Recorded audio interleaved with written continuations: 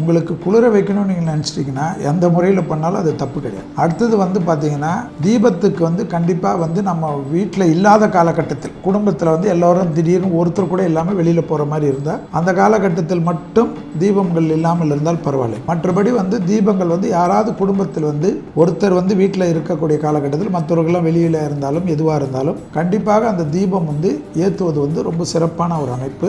சிறிது நேரமாவது தீபங்கள் வீட்டில் பூஜை அறையில் எரிய வேண்டும் என்பதுதான் எல்லா சாஸ்திரத்திலும் சொல்லக்கூடிய விஷயங்கள். அதில் முக்கியமாக பார்த்தீங்கன்னா பசுனை தீபத்துக்கு தான் அவ்வளோ மகிமை. அதனால தான் காமாட்சி விளக்குன்றது ரொம்ப முக்கியம். அதில் குத்து விளக்கில் தீபம் ஏற்றுறதெல்லாம் நீங்கள் விசேஷம் மற்ற நாட்களில் ஏற்றுக்கொண்டாலும் இந்த காமாட்சி விளக்கு என்பது தான் அதனுடைய மகத்துவமான ஒரு விஷயம். அந்த காமாட்சி விளக்கு தீபம் என்பது எப்பொழுதும் திரி என்பது ஒத்த திரியில் போட்டு ஏற்றாமல் ஜோடி திரியாக போட்டு ஏற்றுவது மிக மிக சிறந்த அமைப்பாக காணப்படுகிறது. அதிலே திரிகளில் உங்களுக்கு நிறைய திரி வகைகள் உண்டு. ஒவ்வொரு திரிக்கும் ஒரு மகிமைகள் நீங்கள் நிறைய இதில் பார்க்கலாம். அதில் எளிமையாக சிலருக்கு நன்மைகள் அதிகரிக்கணும் என்றால் நல்ல சுத்தமான பன்னீரில் பஞ்சுத்திரியை நல்லா ஊற வச்சு காய வச்சு தீபம் ஏற்றினாலே சிறந்த அமைப்பும் சந்தோஷமான ஒரு அமைப்பும் நிச்சயமாக ஏற்படும். சுத்தமான பசுனை இந்த காலகட்டத்தில் நான் எங்கே போய் தேடுவேன்னா நான் ஒவ்வொரு பிராண்டடாக சொல்ல மாட்டேன்.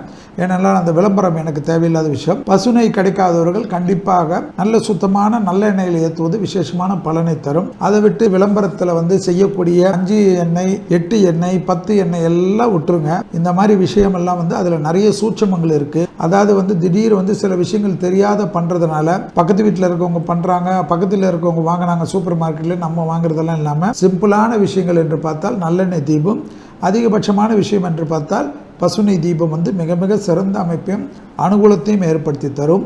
அதுபோல் உங்களுக்கு 3 எண்ணெய் அப்படி தீபங்கள் ஏற்றணும் என்று நீங்கள் நினைத்தால் அது மாதிரி விஷயம் என்று நீங்கள் 3 எண்ணெய் 4 எண்ணெய் என்றால் நீங்களாகவே அதற்கு உண்டான அமைப்பை சரி நிகராக கலந்து ஏற்றுவது உத்தமமான பலனை தரும். பசுனை 1 கிலோ வாங்கினீர்கள் என்றால் நல்லெண்ணெய் 1 கிலோ வாங்க வேண்டும், இழுப்பெண்ணெய் 1 கிலோ வாங்க வேண்டும், அல்லது 100 கிராம் இந்த கணக்கு வைத்து கொண்டால் பசுனை 100 கிராம், நல்லெண்ணெய் 100 கிராம், இழுப்பெண்ணெய் 100 கிராம் வாங்கிட்டு வேப்பெண்ணெய் என்று சொல்லக்கூடிய விஷயங்கள் கூட அது 10 கிராமாக தான் இருக்க வேண்டும் என்பதுதான் அதனுடைய சூட்சமமான விஷயம். இந்த மாதிரி சூட்சமமாக மற்றவர்கள் எல்லாம் கடையில் இருக்கக்கூடிய எண்ணெய்களில் இருக்குமா என்று நமக்கு தெரியாது. அதனால் சுத்தமான நல்லெண்ணெய் இல்லைன்னா சுத்தமான பசுனை தீபம் ஏற்றுவது சால சிறந்த தீப அமைப்புக்கு உண்டான அமைப்பாக காணப்படுகிறது.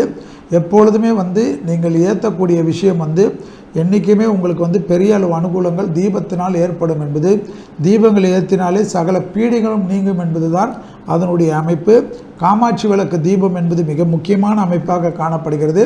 அதுக்கப்புறமா குத்து விளக்கு ஏற்றுவதோ அகல் தீபம் ஏற்றுவதோ எல்லாம் உங்களுடைய வசதி வாய்ப்புகள், உங்களுடைய நேரம், உங்களுடைய காலத்துக்கு ஏற்றவாறு ஏற்றலாம். காமாட்சி விளக்குக்கு மிக முக்கியம் கொடுங்கள். ஏற்கனவே எரிந்து அணைந்த திரியை வைத்து திருப்பியும் அதிலே தீபம் ஏற்றுவது கூடாது.